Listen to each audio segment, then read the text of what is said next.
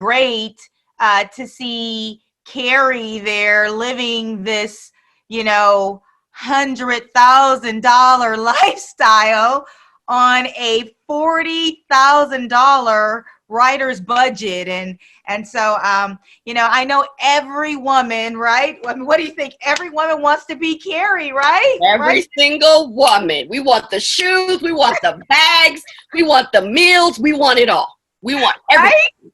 Everything.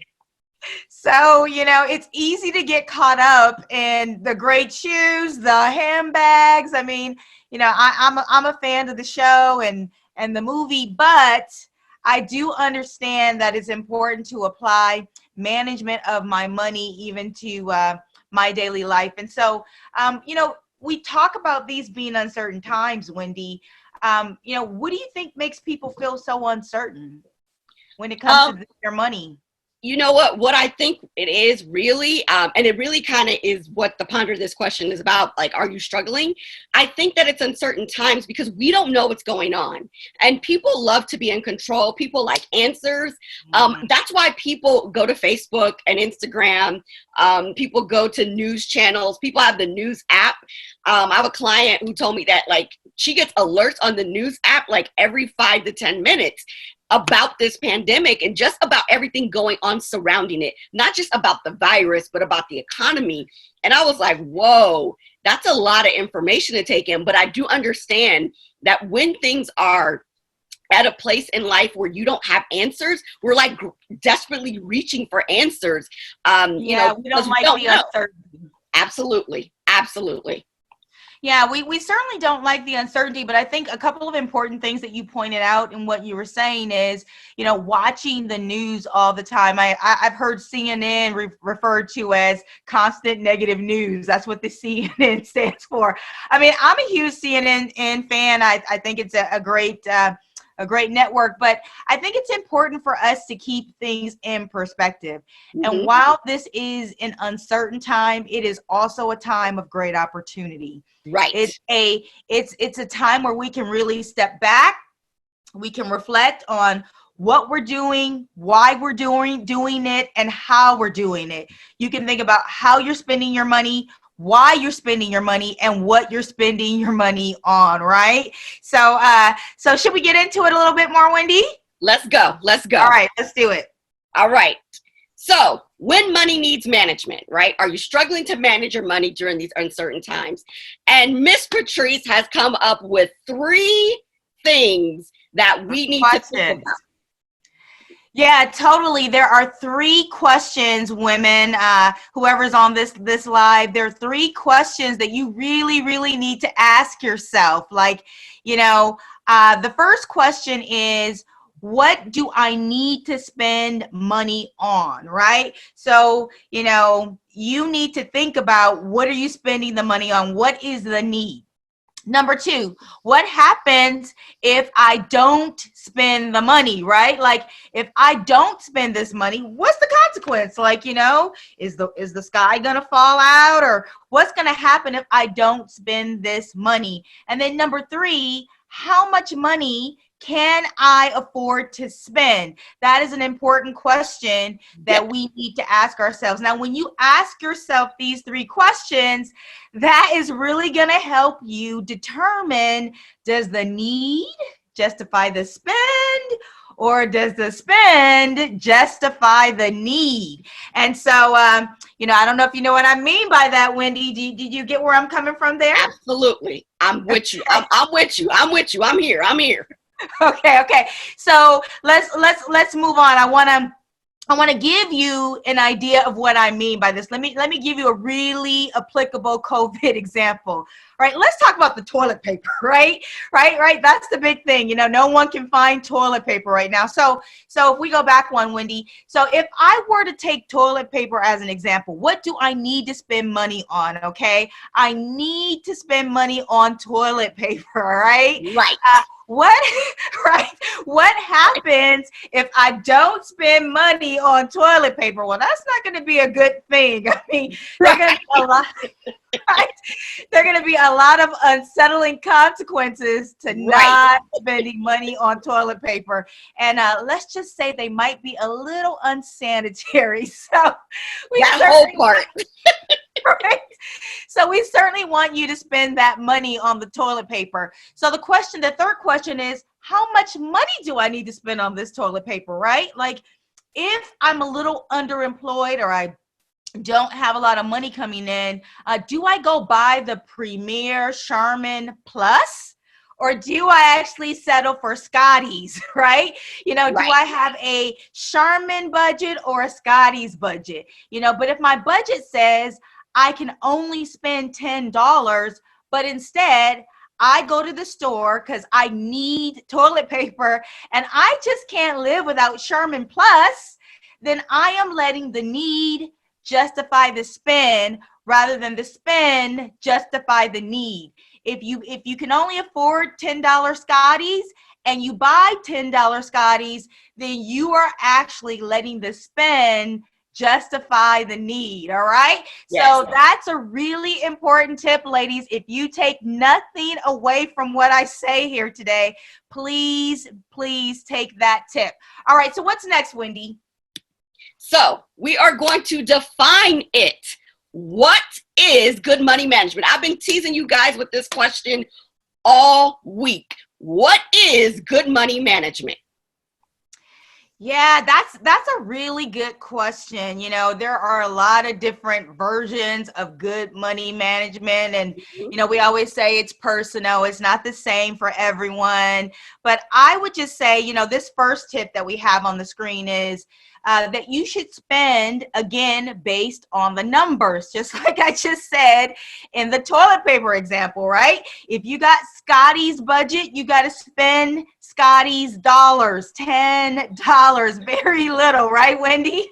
So, you got to really think about making those spends based on the numbers, not on the need and not on the narratives. Ooh, that's a good one, right? So, Wendy, I don't know about you, but growing up, I heard things like, money doesn't grow on trees. Right. What are the narratives, you tell yourself or you hear growing up? So one of the ones that I heard, my mom believed in a budget, right? And so, but she also believed in saving, right? Whether it's $5, $10. And one of the ways she taught me to save was that if I spent 5, save 5. So, and basically the concept I think she was trying to get me to understand is never spend more than you have. So if you want to go out and you say that you want to buy a, I don't know, $30,000 car and say you're going to pay cash. I'm not saying that we going to pay cash, but in theory, then make sure after you spend the $30,000 on the car, you have $30,000 in the bank. So as much as you spend, you should have just as much saved. That is such a good principle, Wendy. I mean, man, your mom had some good ones. That is really positive. I mean, the car example is a great one. I remember telling my son when he was going to buy his first car, I said, I don't think we're going to buy a $35,000 car when your annual salary is only 20, right? Like that's a perfect example of like, you shouldn't spend more than you earn either, right? So I know we saw Carrie do that, but it's TV, right? It's not necessarily reality, but a lot of us live like television is our reality. So you really got to ask yourself, do you want to be Carrie? Or do you want to be someone who's really thinking about your spending? Right. And, these narratives that we hear, money doesn't grow on trees, that narrative says, to some people, well, I grew up hearing that money doesn't grow on trees. So when I get money, I'm going to spend it because I deserve to, right? Like we didn't have a lot of money growing up. And so now that I'm doing better and I have more, I should be able to spend this money however I like. And yes, you do work hard for your money, but you should also make sure that your money is working hard for you. And Right. part of your money working hard for you is making sure, that you are managing how you spend it, right? And saving, as Wendy talked about. I mean, she just gave a great example of, spend five, save five. If you can't, now let me just say, if you're a big spender and you spend, like money, I heard this lady say, I spend money like a drunken sailor or something of that nature. If you spend money like that, then saving might be overwhelming for you. But saving small is simply like, $25 a week or $25 a paycheck or even $25 a month. That could be considered saving small, right? Right. So if you Right. can't do Wendy's principle, what she heard growing up, which is save five, or spend five, save five, then just figure out what works for you. But you got to save small daily for big emergencies. And what do I mean by save small daily? So did you know that to buy an average cup of coffee from Starbucks today, I think it's anywhere between $4 to $6, right? So you could start saying to yourself, instead of going to Starbucks every day and spending, $4 to $6, I mean, that's like something like, That's a 25, what is lot that, of money. $24, a week, it's a lot, right? $42 if you go on Sunday, right? And Right. so you could tell yourself, you know what, I'm going to split that budget in half. I'm only going to go Right. to Starbucks 3 days a week instead of 7, right? So, these are different ways that you can actually start saving daily, right? You can say, I'm going to save, a few dollars every day because they're going to be big emergencies like now, right? Like COVID, right? I mean, who would have imagined Who would that have we thought would it? be required to shelter in place for 40 plus days now? Isn't that crazy? Wow. The thing about Starbucks, that's a great example. I was talking with a client about, just her whole life, and she was always stressed about money. And one of the things I did, I was like, why don't you just, instead of taking away everything and feeling like you're depriving yourself, and I work hard, instead of 7 days a week going to Starbucks, why not do it on the days that you commute? Oh, That you go that's a to the good office. idea. You work from home Tuesdays and Thursdays, right? And then pick one weekend day. So if you're gonna go to the office Monday, Wednesday, Friday, then you don't feel so bad about saving those 3 days, and you may save like $30 a week. That's a great suggestion, Wendy. I mean, that's a really good one because here's the thing. The third, good point to money management is understanding that having money should never equal spending, right? Just because you have the money to spend on Starbucks does not mean you should spend it. Having money should never equal spending. You have to have parameters, Right. parameters that create power, and help you build wealth, right? And Yes. so for me, I'm a little ridiculous, but someone once said, if you want results, you got to push yourself to the most ridiculous point to get the results that you're looking for, right? And so for me, a long time ago, when I said, I want to learn how to be frugal, I said to myself, this was back in the day, right? Like when they had the dollar menu, like where you could maybe get a $2 lunch. I said, if I don't pack a brown bag and I have to go out to eat, I have to go somewhere that has a dollar menu, right? And I get to choose two things off the dollar menu. And I had a $2 a day lunch budget. And that was a parameter for me because I really wanted to focus on building wealth. My family was young, my career was young, and I wanted to really think about setting some parameters that would empower me to take control of my financial situation. Okay, what else we got? Number 3. What's the Number third three. one, Wendy? All right. So, of course, here at My Warrior Life, we talk about mind, body, soul, spirit, right? The full 360. We are all about making sure that your mind is fed, your body, your soul, and your spirit. So now we're going to talk about how does good money management positively impact the mind, body, spirit, and soul. Did you notice that twist I put on it, Patrice? We want to talk about the positive side of it, not the negative, because we always talk about how the scarcity, I don't want us to think about scarcity. I want us to think about the positive side of this. How does good money management positively impact the mind, body, spirit, and soul? So the first one for the mind is money manifestations. Okay. Oh, I love that. I'm gonna need you because you always coming up, and I love alliterations. I love like things that start with the same letter. Warrior Wellness Webinar. So now, money manifestations. You're a woman after my own heart. Yes. Break it down for them.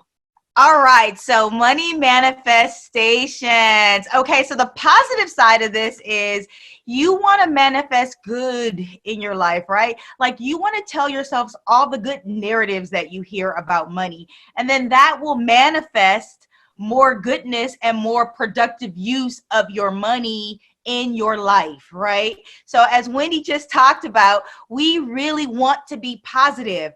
How and what you think about money really does matter. And so, if you have a positive attitude and a positive approach as to what money can manifest in your life, then you're going to get good outcomes. But if you think scarcity, like Wendy just pointed out, then you have a scarcity mindset, then you never think that you can save. You never think that you can learn to make your money work for you. So money manifestations is all about thinking big and thinking positive about your money and manifesting that positive outcome with your money in your life. Right. All right. So for body, we have material muscles. Material muscles? Or you want to break it down? Yeah, I literally have material muscles. Like I'm wearing 2 layers. That's what my muscles are. Material muscles. No. Okay.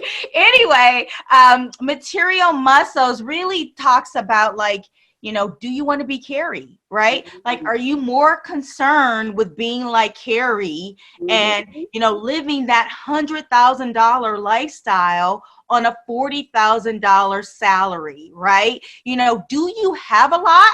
Because you always flexing a lot.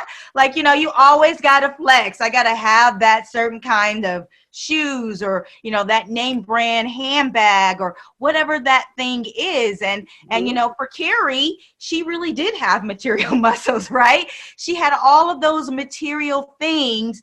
And, she had a lot because she flexed a lot. She flexed that credit card or, she was out there living that life. So, the positive thing is, don't think that in order to have material muscles, you have to have things. Did you know that you could actually have really positive material muscles by having a great savings account, or what I like to call little kitties? I like little kitties, right? Little kitties, little emergency kitties for things that I want. Like if I wanted a designer handbag, I'd be like, ooh, let me start a little kitty for the designer handbag, right? What does that mean? Okay, no Starbucks. This $2 is going to my designer handbag. So I'm going to put $2, save $2 so that I can buy that thing that I really want, and I can buy it cash, and I can know that I did what it took. I made the sacrifices with my money. I didn't live outside of my means to get it. I just was more disciplined about my money. And so really I'm doing money manifestation, right? Because I'm putting a couple dollars away so that my money can manifest that handbag that I want. Right. That's a good one. And then if you partner with what my mom taught me, where when you go buy the handbag, make sure you still got that same amount of money tucked away. Yes. So that way you build 2 kitties. Exactly. All right. For the soul, we have selfish selves. All right, selfish self. So you guys, it's really important when we think about mind, body, and spirit. You got to realize that your mind is kind of like what you think. And, the body is kind of where we behave. It's all about behavior, right? Mm-hmm. The soul really is where your emotions are, and so a lot of us have emotional attachments to money. And the way we spend money is based on our emotions, right? Like if I'm sad or I don't feel good, I want to go shopping, right? Because it's going to make me feel better, right? So selfish, what was that? For the moment. for the moment, right? But that's selfish selves. Selfish selves. You're having a pity party. You're telling yourself, right, that in order for you to feel better, you've got to abuse your money, right? You got to commit spending suicide to feel better, right? So, selfish selves, the soul always wants to do what's pleasing to it. Right. When really at the end of the day, you got to let the spirit lead, right? That's You right. got to let the spirit lead, not your emotions. You got to really be thinking, how can I take strong strides and what strategic ways do I go through a struggle, right? Because Right. sometimes you're going to feel bad and you're not going to have any money and, things aren't going to be what you think they should be, but you need to be more strategic in the struggle, right? Absolutely. Absolutely. And to elaborate on that one, because I love that, strong strides. You want to be strategic in the struggle. You want to let the spirit lead. All right, Patrice, I'm going to give it back to you so you can kind of reiterate on this for everybody. So you guys, right now with COVID-19, a lot of families are struggling out there, right? It's not easy for a lot of us. I got a lot of compassion. My heart goes out, to all those who are struggling because of what's happening in our economy. And, this is really a time for strong strides. It is the right time for us to think about our money and to think about how our money needs to operate in strong strides. We need to be very strategic with the dollars we have and with the dollars we get in an environment and in the economy that we're in today. We really got to let the spirit lead. The man you feed is the one that will lead, right? So if you feed your spirit, right, with positivity, you feed your spirit with money manifestations and agree to think about these positive things. There's a scripture, Proverbs 31:16 says, she looks at land and buys it. And with the money she's earned, she plants a vineyard, right? That's just saying, that's money manifestations. That's looking at how can I take what I have, that seed, and how can I make that seed more? This is a time when you should be thinking about, how do I grow my money? The stock market's on sale. Can I actually take advantage of, building wealth in a down economy? Yes, you can. Can I actually decide to create saving vehicles and create a great legacy for my family in a down market when I don't have a lot? Yes, you can. I love this quote by Oprah Winfrey. She said, one day when she was just getting started, she talked about how, she realized, she says, I thought, oh, rich people have trees, some people want pocketbooks. Some people want cars. They want to flex those material muscles, right? But she says, but I want me some trees, right? She was a lot like the woman in this scripture who was like, let me buy land. Let me plant a vineyard. Let me believe that I can have enough and share it with the masses. So this is a time, ladies, where we really, really, really, we really want to encourage people, Wendy, to take strong strides with their money. Absolutely. I can't agree. That ties back to where you say save small, because if you don't have a whole lot, there's some stocks out there right now that you can buy for like 10, 15, 20 bucks, right? And even there's, you can start with, some money vehicles. I mean, I'm not the money person, you are, but I'm sure there's some where people can start small. Right? They could do $25 coming out, Absolutely. right? A week, so start small. So I think that strong strides is directly related to those 3 tips that you started out with, those 3 questions that you said everybody should ask themselves. All right. As always, we're going to give you 4 tips. We always give you a tip for the mind, the body, the soul, and the spirit. So Patrice, give it to them for the mind. All right, ladies, we're wrapping up. And I think, Wendy, I'm probably your long-winded guest. I know this is supposed to be a quick 20-minute Facebook Live, but, this has really been good. It's really been good food to my soul. And I think we have 4 good tips, ladies, that we want to wrap up with here this evening.